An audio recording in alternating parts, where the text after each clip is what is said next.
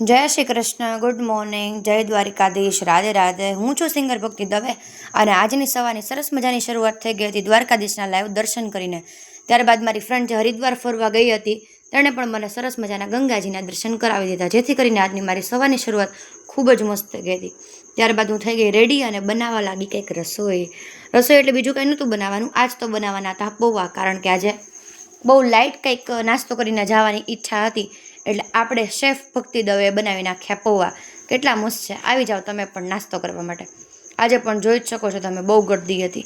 ત્યાં આવી ગઈ હતી, હું પહોંચી ગઈ હતી મારી કોલેજના સિટીમાં લેવા માટે. આ બધા વાતો કરતા હતા અને આ મહારાણી વિક્ટોરિયાનો ચહેરો છુપાવતી હતી, જાણે પોતે મિસ વર્લ્ડ હોય. ત્યાંથી હું નીકળી ગઈ હતી, બહુ લેટ થઈ ગઈ હતી, એટલે આજ તો ભાઈ ઓટોનો સહારો લેવો જ પડ્યો. રસ્તામાંથી આ ઘનઘોર અંધારું હતું કાંઈ. પપ્પા લેવા આવી ગયા હતા અને પપ્પાએ કીધું કે તારા માટે એક સરપ્રાઈઝ છે, અને પોતાની પરિક્રમાની વ્યથા કહેતા હતા કે કેવા થાકી ગયા. ઘરે જઈને જોયું તો સરપ્રાઈઝમાં શેરડી હતી. તમે ગેસ કરો કેટલી ખાધી હશે મેં શેરડી?